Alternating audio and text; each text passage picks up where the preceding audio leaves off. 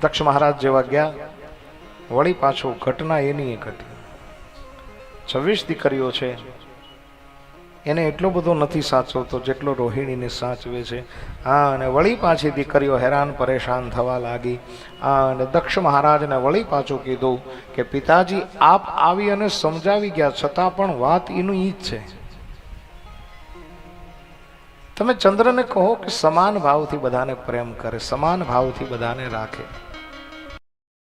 મહારાજને ક્રોધ આવ્યો અને દક્ષ મહારાજે ચંદ્ર પાસે આવી અને કહ્યું કે તમે મારા જમાય હોવા છતાં પણ 27 દીકરીને મેં પરણાવી, છતાં પણ રોહિણીને જ પ્રેમ કરો છો.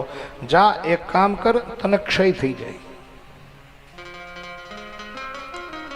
અને આ શ્રાપનો અંગીકાર કર્યો છે. અને જેવો અંગીકાર થયો એટલે ચંદ્ર ક્ષીણ થવા લાગ્યા. અને ચંદ્ર ક્ષીણ થવા લાગ્યા એટલે આખી દુનિયાની અંદર હાહાકાર થવા લાગ્યો. બધા જ દેવો સહિત વશિષ્ઠ મહારાજ આદિ ઋષિ મુનિ બ્રહ્માજીના શરણે ગયા અને આખો વૃત્તાંત કીધો કે ભાઈ એક બધી પત્નીઓને પ્રેમ નહીં કરવાના કારણે દક્ષ મહારાજે ચંદ્રને શ્રાપ આપી દીધો અને ચંદ્ર ક્ષીણ થવા લાગ્યો છે. હવે શું કરવું? હે બ્રહ્માજી, આપ કુછ કરીએ. અને એ જ સમયે બ્રહ્માજી ચંદ્રમા પાસે આવી અને કહે છે કે હે ચંદ્રમા, તું એક કામ કર, 6 મહિના સુધી ભગવાન શિવનું આરાધન કર. 6 મહિના સુધી તારે તપશ્ચર્યા કરવી છે. આમ કર્યા અને મહામૃત્યુંજય મંત્ર આપ્યો છે.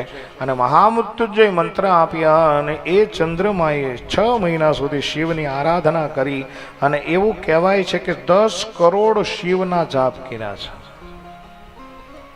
અને 10 કરોડ જાપ કરવાના લીધે થઈ અને શિવજી મહારાજ પ્રસન્ન થઈ અને કહે છે કે તને ભલે દક્ષ મહારાજે શ્રાપ આપ્યો, પણ મારો તને આશીર્વાદ છે કે એક પખવાડિયું તારી કળા ક્ષીણ થશે અને એક પખવાડિયું તારી જે કળામાં છે ને એ નિરંતર વૃદ્ધિ થયા કરશે. હે ચંદ્ર, તારે બીજું કઈ માગવું છે?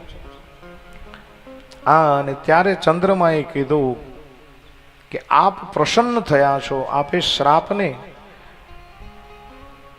મારા શ્રાપને તમે મિથ્યા કર્યો છે. અને હું એક પખવાડિયું ક્ષીણ થઈ જાઉં, અને એક પખવાડિયું મારી કળા નિરંતર વધતી રહે.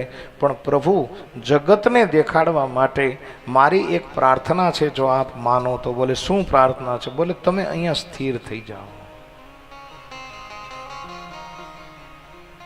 પ્રભુ આપ સ્થિર થાઓ. અને એ જ સમયે ભગવાન ભોળિયોનાથ રાજી થયો અને ભગવાન સોમેશ્વરના નામથી ઓળખાણા. જે જગ્યાએ ચંદ્રમાએ તપ કર્યું એ જ જગ્યા સોમનાથ મહાદેવની જગ્યા છે.